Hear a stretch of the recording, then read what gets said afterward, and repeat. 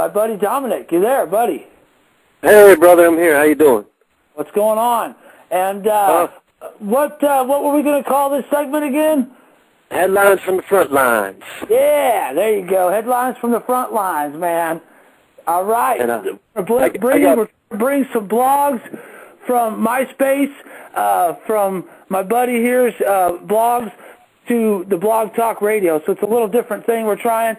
Take it away, Dominic. I want to get into something. Okay, I wanted to get into something. Someone saying something?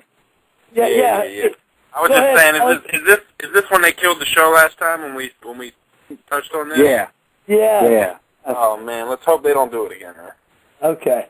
All right. Well, we're going to let Dominic take it away, brother. All right. I wanted to get into this last week. I've been paying attention to what these corporate media talking heads have been talking about. And one of the things they've been trying to scare people with is they've been talking about closing down Gitmo and what they're going to do with all the detainees. Oh, where are we going to put them? Where are they going to go? Nobody wants these guys living next door to them. And the first thing is they can't charge them with any crime because there's really no evidence. All the evidence they have for these guys are confessions extracted under torture.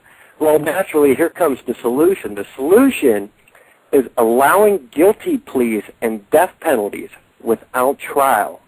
And this was in the New York Times, and this is what it stated. It says, the Obama administration is considering a change in the law for the military commissions at the prison at Guantanamo Bay, Cuba, that would clear the way for detainees facing the death penalty to plead guilty without a full trial. The provision could permit military prosecutors to avoid airing the details of brutal interrogation techniques. It could also allow the 5 detainees who have been charged with the September 11th attacks to achieve their stated goal of pleading guilty to gain what they have called martyrdom. And Raw Story covered it too, and in their version they said this option would principally be aimed at a group of detainees accused of planning the September 11th, 2001 terror attacks. This is not simply a ploy to cover up the fact that these prisoners were brutally tortured. It is also to silence them forever, so they can never tell what their real role was in the 9/11 attacks and who they received their assistance from and how they were able to convince the mightiest military the world has ever known to stand down from the standard air defense protocols on 9/11. So does innocence matter? Remembering most of those people held at Guantanamo Bay and tortured were actually innocent, this is why they can't be charged with any crimes, NBC News comes in and reports that much of the 9/11 Commission report was based upon the testimony of people who were tortured.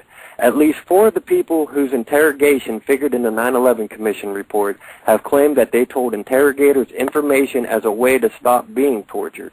And these stories keep coming out more and more. The more people that get out of here, and this is why another reason why they're like, oh, we can't release them, they come out and they start talking about how brutally they were tortured. And if they go and say, oh, Osama bin Laden's my boss, they start getting treated better than saying, oh, no, I'm not a terrorist, and they get waterboarded. And one of the Commission's main sources of information was tortured until he agreed to sign a confession that he was not even allowed to read, and that's KSM, Khalid Sheikh Mohammed. The 9/11 Commission itself doubted the accuracy of the torture confessions, and yet they kept their doubts to themselves. The self-confessed mastermind of 9/11, KSM, also confessed to crimes which he could not have committed, which includes the killing of the General Pearl.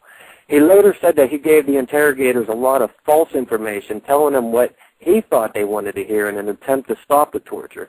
And we also know that he was heavily tortured specifically for the purpose of trying to obtain false information about 9/11, specifically being that there was Iraq involvement. As we all know, Cheney and Rumsfeld on that day were like, let's find a way to tie Saddam to this. Indeed, the Senate Arms Commission's committee found that the entire U.S. torture program was geared around techniques specifically aimed at extracting false confessions. Because obviously, if people learn that they have to say this to make the pain stop, to make the waterboarding stop, to make, some people said they were stripped.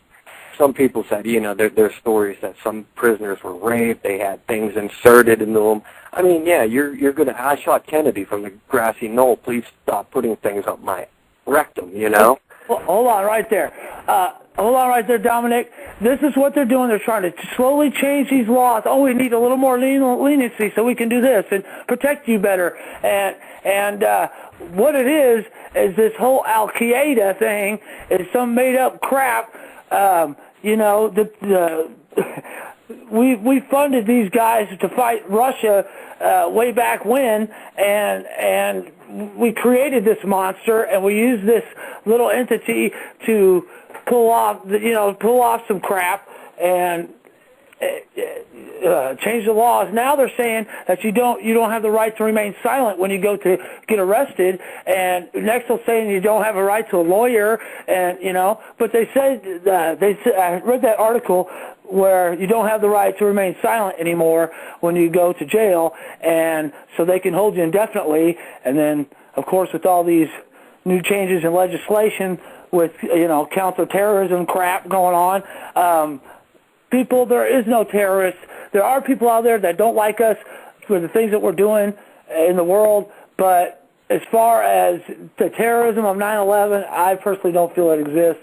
But this is what they're trying to do, slowly change the laws a little bit by little bit, a little more lenient, so they don't want these people to talk, because then it's going to point the finger right back at Dick Cheney and President Bush. But they're just puppets too. So anyway, I'm sorry, Dominic, go ahead. No, absolutely. And another thing they're trying to do now is there was another story out that was linking that Al-Qaeda is trying to hook up with anti-government groups inside the U.S., the militias, and that to try to help the militia and the revolution and these anti-government groups carry out attacks. So their imaginary boogeyman, they put them wherever they want them to be to push this stuff. But what they're doing now, this would be unprecedented, because remembering that allowing guilty pleas would not follow standard criminal or even military procedure.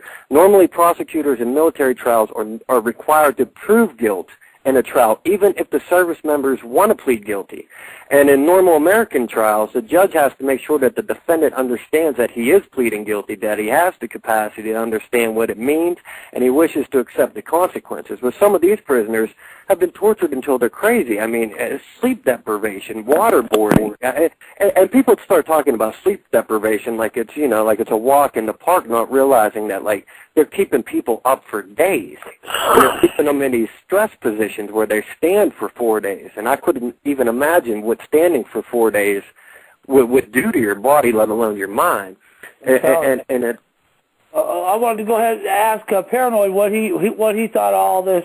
And the Gitmo detainees. You still there?